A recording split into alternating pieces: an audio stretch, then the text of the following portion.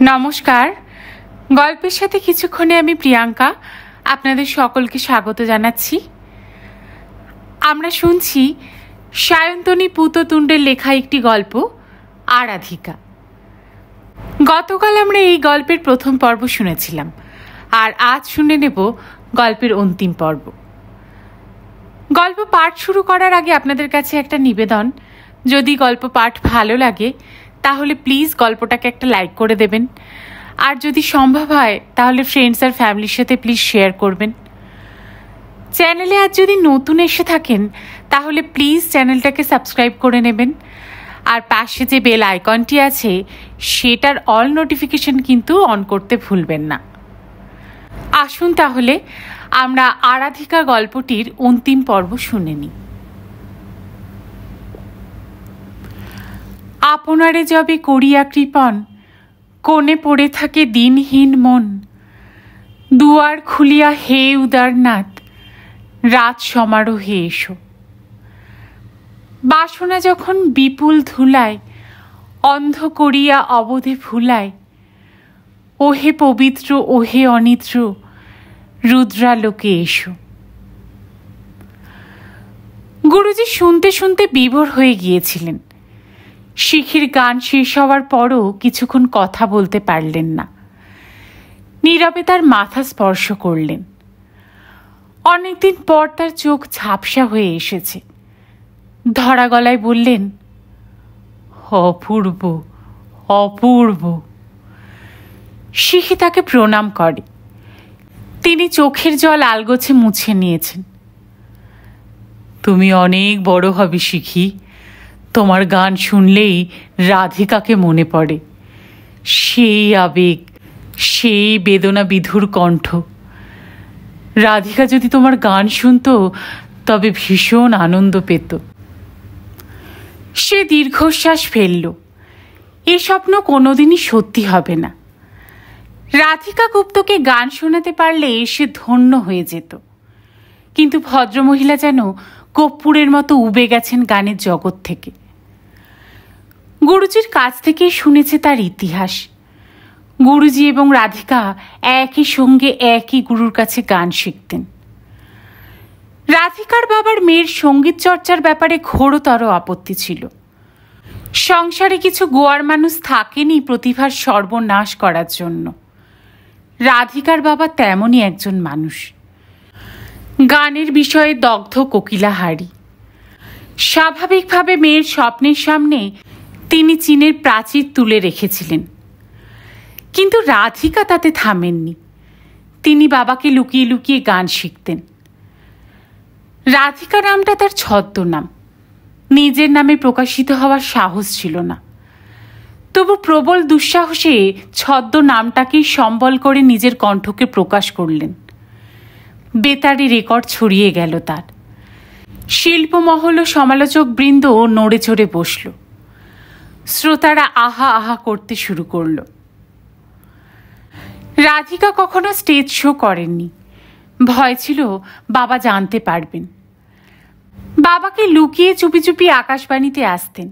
গান গেয়েই তাড়াতাড়ি চলে যেতেন।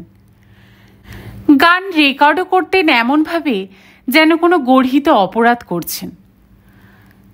তার গানের ভক্তরা কখনো তাকে দেখেনি। তিনি কখনো শ্রোতাদের কাছাকাছি যেতে পারেননি। কয়েকজন মুষ্টিমেয় মানুষ তাকে চিনত, কিন্তু এতেও শেষ রক্ষা হলো না। রাধিকার বাবা কিভাবে যেন জানতে পেরে গেলেন যে তার কন্যাটি আড়ালে আবডালে গান গেয়ে বেড়াচ্ছে। তিনি আর দেরি না করে মেয়ের বিয়ে দিয়ে দিলেন। অসম্ভব প্রাচীনপন্থী এক পরিবারে বিয়ে হলো তার। সেখানে ঘরের বউয়ের গান গাওয়ার সুযোগ ছিল না। তারপরও অবশ্য রাধিকা গান গেয়েছিলেন। ছদ্মনামটাই ছিল তার ঢাল। তার স্বামী যখন বাড়িতে থাকতেন না তখনই দৌড়ে আসতেন আকাশবাণীতে। দুপুর ছাড়া তার সময় হতো না, কারণ ওই সময় স্বামী বাড়ি থাকেন না। শাশুড়ি একটা ছোট্ট বেড়াল ঘুম দিয়ে নেন। সারাদিন সংসারের খাটুনিতে ক্লান্ত রাধিকা প্রাণের তাগিদে ছুটে আসতেন গান গাইতে। ঘামে ভেজা মুখ, ভীত সন্ত্রস্ত ক্লান্ত দুটো চোখ একটু ঘুম চাইত। কপালে দুশ্চিন্তার রেখা প্রকট, কিন্তু যে মুহূর্তে তিনি গান গাইতে শুরু করতেন তখনই সব পাল্টে যেত। গুরুজির ভাষায়, তখন ওকে সত্যি এক সাধিকা বলে মনে হতো। জীবন ওকে যে দুঃখ দিয়েছিল সেই বেদনা ওর কণ্ঠে উপচে পড়ত। সুরের দুনিয়ায় প্রবেশ করলেই রাধিকার মুখ অদ্ভুত আভায় উজ্জ্বল হয়ে উঠত। অদ্ভুত এক প্রশান্তি ভেসে উঠত চোখে মুখে। তখন মনে হতো ও অনেক দূরের মানুষ, সত্যিই রাধিকা, আরাধিকা। কয়েক বছর এমনভাবেই কাটল। তারপর সে তার সঙ্গীত জীবনে সম্পূর্ণ দাড়ি টেনে দিলেন। এর কৈফিয়ত তিনি কাউকে দেননি, কিন্তু গুরুজি বুঝতে পেরেছিলেন সংসার তাকে ক্লান্ত করে দিয়েছে। তার ভেতরের সুরটুকুও নিংড়ে নিয়ে আখের রসের মতো ছিবড়ে করে দিয়েছে। স্বামী সন্তান সংসার সামলাতে সামলাতে সাধনার পথ থেকে বহু দূরে চলে গেছে রাধিকা। গুরুজি একটু থেমে বলেছিলেন, মেয়েদের এটাই সবচেয়ে বড় ট্র্যাজেডি শিখি। তোমার সঙ্গেও যে এরকম ঘটনা ঘটেনি তাতে আমি খুশি। তুমি অনেক দূর যাবে, অন্তত আর একটা প্রতিভার অকাল মৃত্যু আমাকে দেখতে হবে না। সে বড় যন্ত্রণাদায়ক, বড় যন্ত্রণাদায়ক। কথাগুলো মনে পড়তেই স্বস্তি বোধ করল শিখি। না, রাধিকা গুপ্তর মতো সে হারিয়ে যাবে না। তার শ্বশুর বাড়িতে কেউ সাধনার ব্যাঘাত ঘটায় না। সংসারের সব কাজ শাশুড়ি সামলান, আর পুষ্পলের মতো স্বামী পাওয়া ভাগ্যের কথা। কিন্তু তবু সে খুশি হতে পারছে না। আন্তরিক বেদনার মতো মনে খচখচ করে উঠছে একটাই কথা, তার শাশুড়ি তাকে স্রেফ নকল নবিশ ভাবেন, শিল্পী ভাবেন না। কথাটা গুরুজিকে না বলে পারল না শিখি। গুরুজি কথাটা শুনে বেশ বিরক্ত হলেন। এ আবার কি কথা? সামনে এত বড় একটা অনুষ্ঠান, এমন সময় কেউ এমন কথা বলে? পাত্তা দিও না শিখি। তোমার শাশুড়ি তো সঙ্গীত বিশারদ নন, তাঁর মতামতের মূল্যই বা কি? গুরুজি, উনি সব সময়ই আমাকে সাহায্য করেন, ওর কর্তব্যে কোনো ত্রুটি নেই।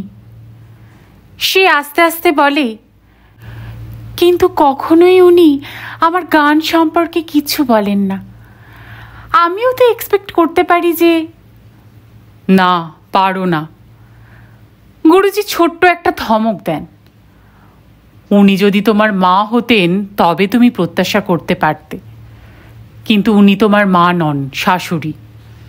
যতই যা করুন, শাশুড়ি কখনো মা হয় না।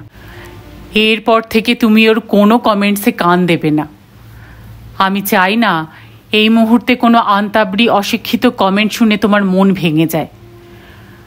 গানে মনোযোগ দাও, যে যা বলছে জাস্ট ইগনোর করো। গুরুজির কথা শুনে তার মন শান্ত হলো।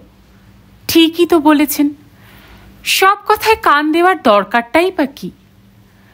মা বলতেন, সবার সব কথা শুনতে নেই, কিছু কথা ফেলে দিতে হয়, ভুলে যেতে হয়। ভুলে যাওয়ার চেষ্টা করল শিখি। গুরুজির কথা মতো শাশুড়ি মাকে কয়েকদিন এড়িয়েই চলল। গোটা একদিন মা বলে একবারও ডাকল না। শাশুড়ি মা হয়তো ব্যাপারটা লক্ষ্য করলেন, হয়তো করলেন না। তার প্রশান্ত মুখ দেখে কিছুই বোঝা গেল না। তিনি তার কর্তব্যে অবিচল। শিখি চাইছিল তিনি যেন ওর বিরূপতা বুঝতে পারেন, যেন বুঝতে পারেন তার পুত্রবধূটি ব্যথা পেয়েছে। কিন্তু যে লোকটি ঠিক করেছে সে কিছুতেই বুঝবে না, তাকে বোঝানোর উপায় কি? শিখি হাড়মুখ করে বসে থাকলেও তিনি দিব্যি হেসে কথা বলেন। সে হু হা করে জবাব দেয়, বার্তালাপ এড়িয়ে যায়। তবু তার কোনো হেলদোল নেই। সকাল হলেই উষ্ণ জলে লেবুর রস মিশিয়ে দিয়ে যান পুত্রবধূকে। সময় মতো তাকে খাবার দাবার যোগান দিয়ে যান, যাতে তার প্র্যাকটিসে কোনো রকম বাধা না পড়ে সেদিকে সদা সতর্ক দৃষ্টি রাখেন। শিখি অভিযোগ করার কোনো রাস্তা না পেয়ে মনে মনে আরও ক্ষুব্ধ হয়ে উঠছিল। এত যত্ন কি জন্য, কিসের জন্য এত আদর? সে তো শিল্পী নয়, নকল নবিশ। তবে আহত শিল্পীর অবুঝ ইগো প্রত্যাঘাত করার সুযোগ খুঁজছিল। সুযোগ না পেয়ে আক্রোশ আরও তীব্র হয়ে ওঠে, মাথা গরম হয়ে যায়। এখন গানে আর মন বসে না। রিহার্সালে অনেক সময়ই বোকার মতো ভুল করে বসে শিখি। বরুণদা অবাক হয়ে সেতার থামিয়ে দেন। এ কি হচ্ছে শিখি? বেসুরো গাইছিস কেন? চড়ার দিকে পুরো ফলসেটও লাগছে। কি হলো? কয়েকদিন আগেও তো চমৎকার গাইছিলি। প্রোগ্রামের ডেট যত এগিয়ে আসছে ততই ভুলভাল গাইছিস। শিখি কি বলবে বুঝতে পারে না। আসলে গানে তার মন নেই। মনের ভেতরে প্রবল তোলপাড় হতে থাকলে কি কারো গানে মন বসে? যে কোনো সারস্বত সাধনাই ভীষণ স্বার্থপর, গোটা মনোসংযোগটাই দাবি করে। তা না দিতে পারলে সমস্তটাই উল্টোপাল্টা হয়ে যায়। তোর কি হয়েছে বলতো? বরুণদা জিজ্ঞাসাই করে ফেলেন। Any problem?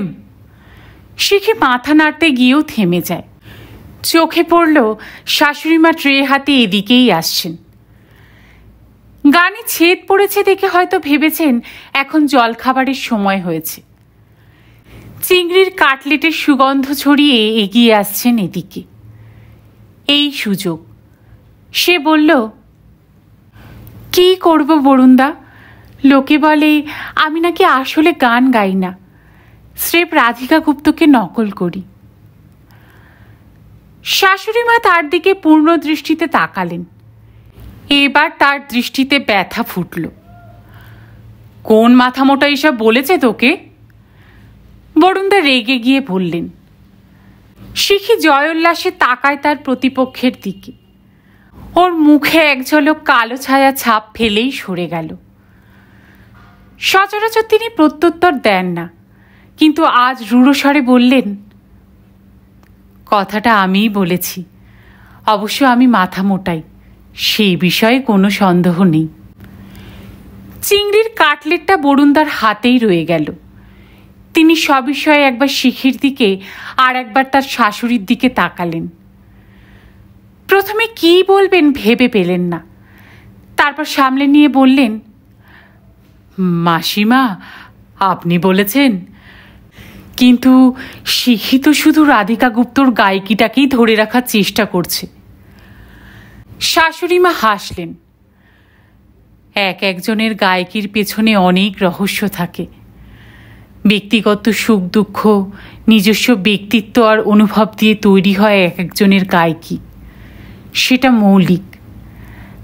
গায়কের কণ্ঠস্বরকে নকল করা যেতে পারে, তার উচ্চারণ, তার স্টাইল সবই নকল করা যায়, কিন্তু তার অনুভবকে কি করে নকল করবে? যে গানটা তিনি গেয়েছেন সেটা গাওয়ার সময় তিনি অন্তরে কি অনুভব করছিলেন তা কি অন্য কারোর পক্ষে বোঝা সম্ভব? বরুণদাকে দেখে মনে হলো তার সামনে কেউ চাইনিজ ভাষায় কথা বলছে। তিনি যেন একটু বিরক্ত হয়ে বললেন, সরি মাসিমা, আপনি কি গান শিখেছেন? গান গাইতে পারেন? ভদ্রমহিলা হাসলেন। না, কিন্তু গান বুঝি। মাথা মোটা হলেও ভালো গান, মন্দ গান, আসল নকলের প্রভেদ বোঝার মতো বুদ্ধি আমার আছে। বলতে বলতেই তিনি দরজার দিকে এগিয়ে গেলেন। তোমরা খেয়ে নাও, কাটলেট গরম গরমই খেতে ভালো লাগে। শিখে মুখ কালো করে বসেছিল। তাকে যেন পর্যদস্ত করে রাজহংসীর মতো বিজয়িনী চলে গেলেন। অফিস থেকে ফিরে সমস্ত ঘটনা শুনে পুষ্পাল ক্ষেপে গেল। শিখি অবশ্য কিছুই বলেনি। সে বজ্রাহতের মতো বসেছিল। বরুণদাই আগ্রহী হয়ে পুষ্পালের সঙ্গে গোটা ঘটনাটা আলোচনা করলেন। বললেন, এই সাজবহুর ইগোর ঠান্ডা লড়াইয়ে শিখির প্রোগ্রামটা মাটি হতে বসেছে Pushpal. Please take it very seriously. এত বড় সুযোগ সবার জীবনে আসে না, আর যদি এই কারণে সেটা নষ্ট হয় তবে। পুষ্পল সব কথা শুনে গুম হয়ে বসে থাকল। শিখির সঙ্গেও কোনো কথা বলল না, মায়ের সঙ্গেও না। শিখির নিজেকে অপরাধী বলে মনে হয়।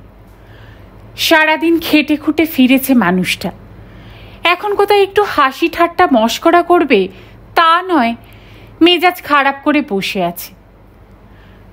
সে চেষ্টা করলো ব্যাপারটাকে হালকা করার।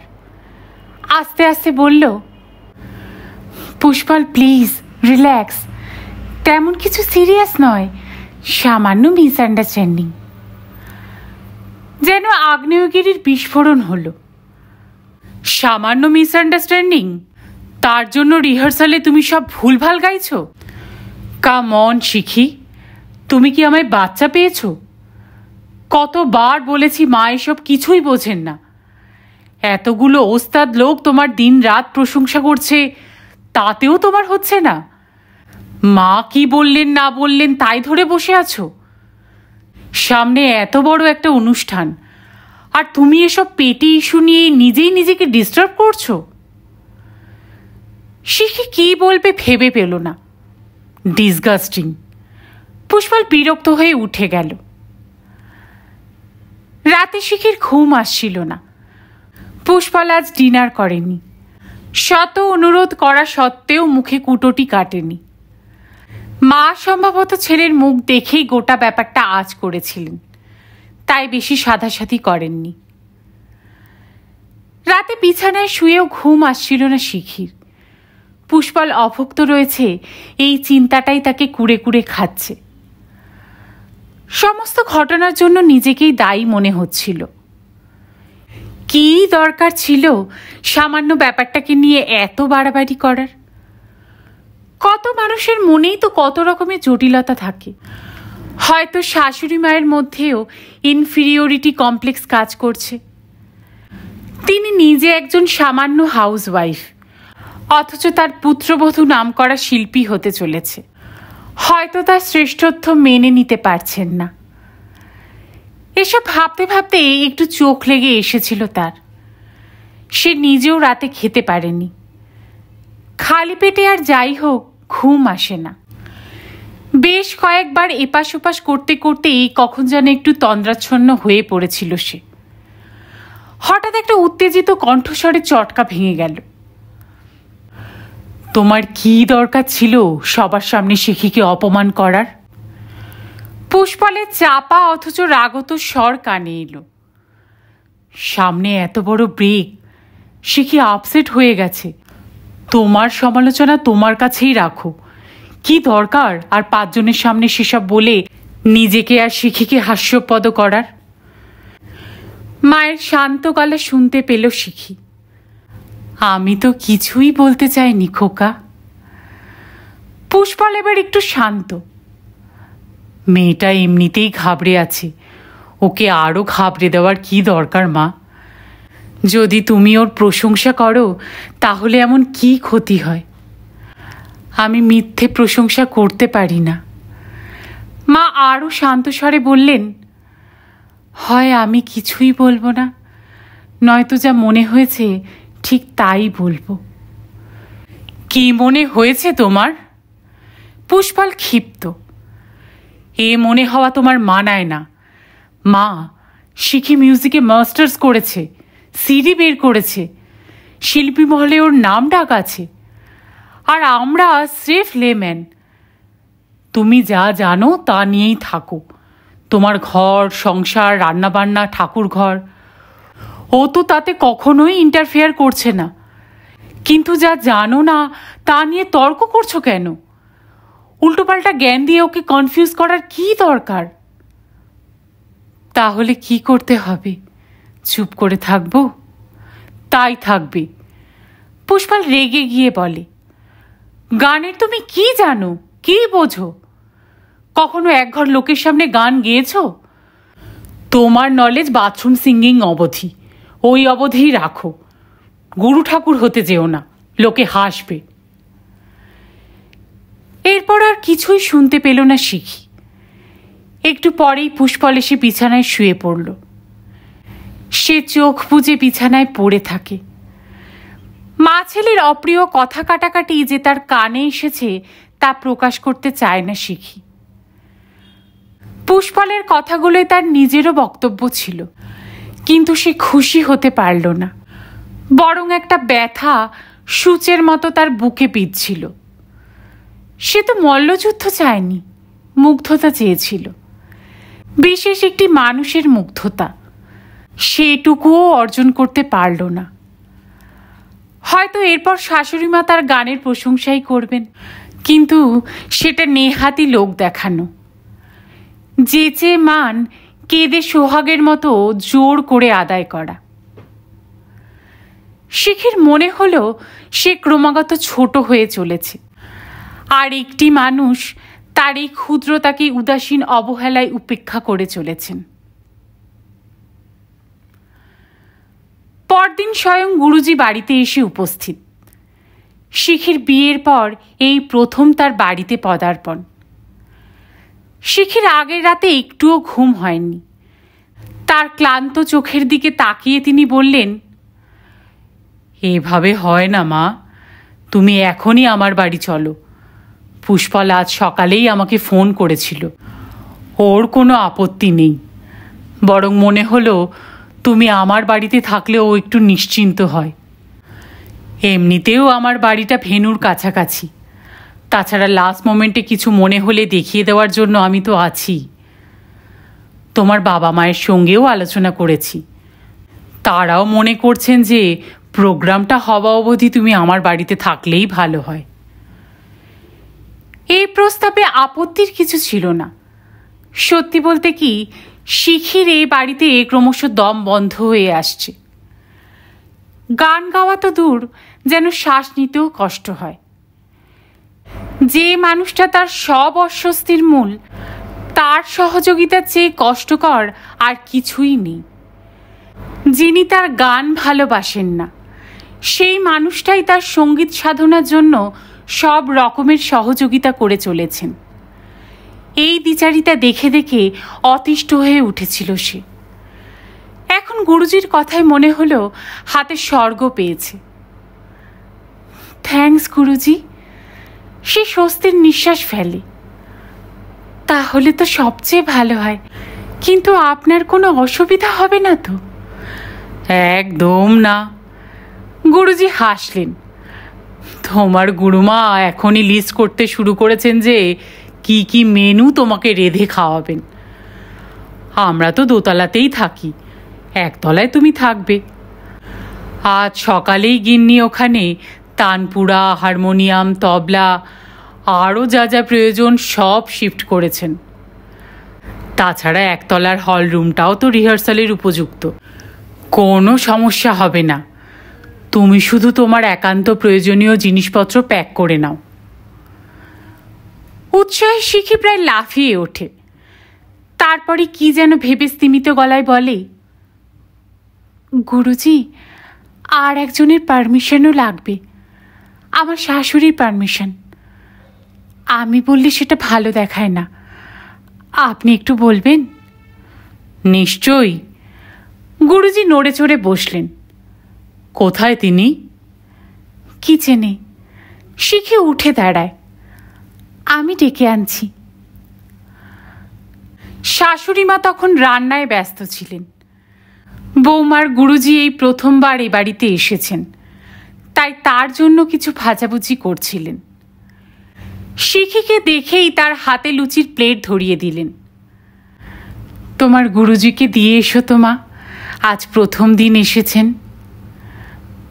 মা, শিখি লুচির প্লেটটা ধরে বলে, গুরুজি আপনার সঙ্গে আলাপ করতে চাইছেন, একবার আসবেন? তিনি একটু অস্বস্তি বোধ করলেন। অত বড় গুণীজন আমার সঙ্গে কি আলাপ করবেন? আসুন না মা, সে কাতর গলায় বলে, ওর আপনার সঙ্গে আমার ব্যাপারে কিছু আলোচনা করার আছে। আফটার অল আপনি আমার গার্জিয়ান। ওর দু হাতে ময়দা লেগেছিল, শাড়িতে হলুদ আর সর্ষের তেলের দাগ। বেসিনে হাত ধুয়ে আটপৌড়ো শাড়িটাকেই একটু গুছিয়ে নিলেন, তারপর বললেন, চলো।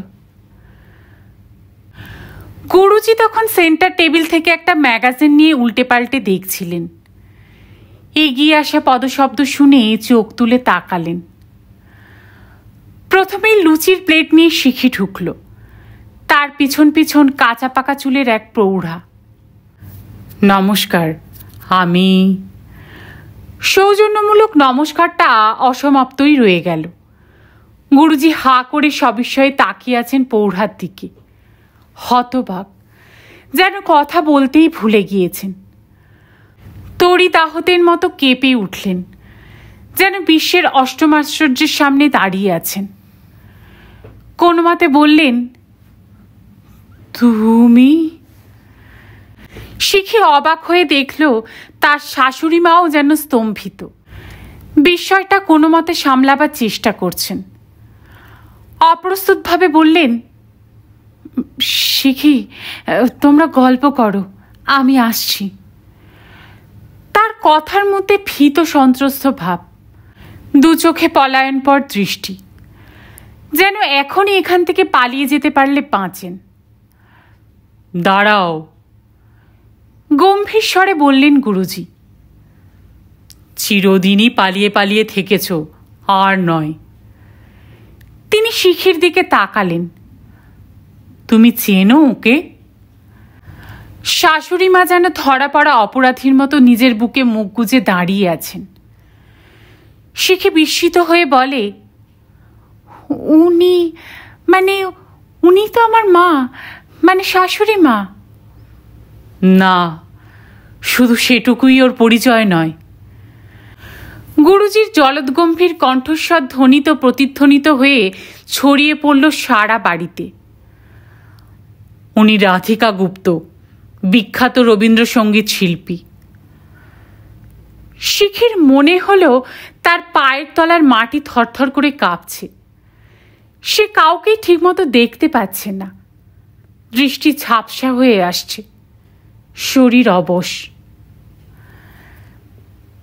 বাইরে তখন খুব জোর বৃষ্টি পড়ছিল। এখন কালবৈশাখীর সময়, মাঝে মধ্যেই তেড়েফুঁড়ে ঝড় এসে আছড়ে পড়ছে, আর তারপরই আদিগন্ত ভাসিয়ে উন্মত্ত বৃষ্টির খ্যাপামি। বৃষ্টির সোদা গন্ধের সঙ্গে আমের মুকুলের তাজা গন্ধ এসে ঝাপটা মারছে নাকি। সিক্ত হাওয়ায় শিরশিরে আঙ্গুল ছুঁয়ে যাচ্ছিল শিখিকে। তার অন্দর মহলেও জমে উঠেছে এক বিচিত্র বাষ্প। কেন এমন ছলনা? যে অনুগত, তার সঙ্গেও কি এমন খেলা খেলতে হয়? খোকার দোষ নেই, ও জানে না। তার শাশুড়ি মা ওরফে রাধিকা গুপ্ত আস্তে আস্তে বললেন, যখন পুষ্পল খুব ছোট ছিল তখনও বাপের বাড়িতে যাওয়ার অজুহাতে মায়ের কাছে রেখে গান গাইতে যেতাম, কিন্তু যখন বড় হলো তখন আমার দায়িত্ব বাড়ল। আমার উপায় ছিল না শিখি। সংসার আমায় আষ্টে পৃষ্ঠে চেপে ধরেছিল।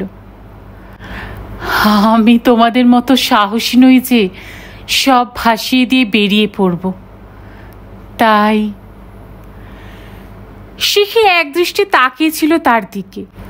যে শ্রেষ্ঠত্বের মুকুট পরার জন্য সে এবং তার মতো আরও অনেকে লালায়িত, সেই মুকুটটা এই মহিলা কি অনায়াসেই না ত্যাগ করে এসেছেন।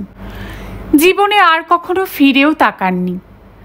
তা নিয়ে কোনো অভিযোগও নেই, আফসোসও নেই। শিখে অবরুদ্ধ কান্নাকে বুকে চেপে রেখে বলল, আমায় গান শেখাবেন মা? রাধিকা হাসলেন। তার মুখের বলিরেখাগুলো স্নিগ্ধ আঁকিবুকি তৈরি করেছে। গান তো তুমি চমৎকার শিখেছ মা, নতুন করে শেখানোর কিচ্ছু নেই।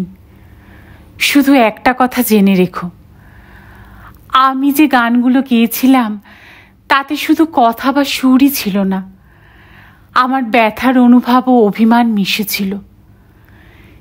চিনিলে না আমারে কি, যে রাতে মোর দুয়ারগুলি আমার সকল দুঃখের প্রদীপ, বা না বুঝে কারে তুমি ভাসালে আখি জলে।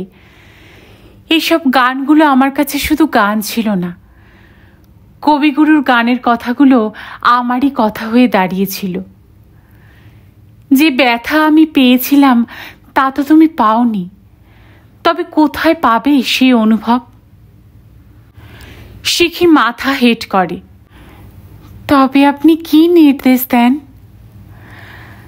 যা তুমি অনুভব করেছ, যা উপলব্ধি করেছ মর্মে মর্মে, ঠিক সেই গানই গাও। তবেই সেই গান তোমার নিজস্ব হয়ে উঠবে। তবে তাই গাই মা, গাও। শিখি কিছুক্ষণ চুপ করে থাকে, তারপর বৃষ্টির টুপুর টাপুরকে ছাপিয়ে গান ধরে। আমার হিয়ার মাঝে লুকিয়েছিলে, দেখতে আমি পাইনি তোমায়, দেখতে আমি পাইনি। বাহির পানে চোখ মেলেছি, আমার হৃদয় পানে চাইনি। গাইতে গাইতে এতদিন যা অনুভব করেনি শিখি, আজ তাই করল। তার দু চোখ বেয়ে উষ্ণ জলের ধারা বৃষ্টির সঙ্গে তাল মিলিয়ে বেয়ে পড়ছে। রাধিকার দিকে তাকিয়ে দেখল তার চোখও বাষ্পাচ্ছন্ন। হঠাৎ তার মনে হলো সুর যেন মুক্তি পেয়েছে, মুক্তি পেয়েছে তার জীবনবোধ। কণ্ঠ থেকে যেন নেমে গেছে এক অজ্ঞাত দায়ভার। এই গান রাধিকা গুপ্তর নয়, এই গান শিখি চট্টোপাধ্যায়ের। এই গান তারই অন্তরের আকুলতা, এই গান তার সম্পূর্ণ মৌলিক। আমার সকল ভালোবাসায়, সকল আঘাত, সকল আশায় তুমি ছিলে আমার কাছে, তোমার কাছে যাইনি। শিখির মনে হয় কি প্রয়োজন লক্ষ লক্ষ দর্শকের করতালির, কি প্রয়োজন প্রচারের ফ্ল্যাশ লাইটের। যখন রাত নেমে আসে, বর্ষণমুখর হয়ে ওঠে রাত, পাতায় পাতায় বেজে ওঠে জল তরঙ্গ, তখন চুপি চুপি সামনে এসে বসেন নিভৃত প্রাণের দেবতা। তখন শিখি শিল্পী নয়, সঙ্গীত বিশারদ নয়, সঙ্গীতজ্ঞ নয়। ঠিক তখনই সার্থক হয় তার সাধনা। তখন সে শুধুমাত্র এক সাধিকা, এক আরাধিকা, আর কিছু নয়। শেষ করলাম সায়ন্তনী পুততুণ্ডের লেখা একটি গল্প, আরাধিকার অন্তিম পর্ব। সকলে খুব ভালো থাকবেন। গল্প শোনার জন্য আপনাদের সবাইকে অসংখ্য ধন্যবাদ।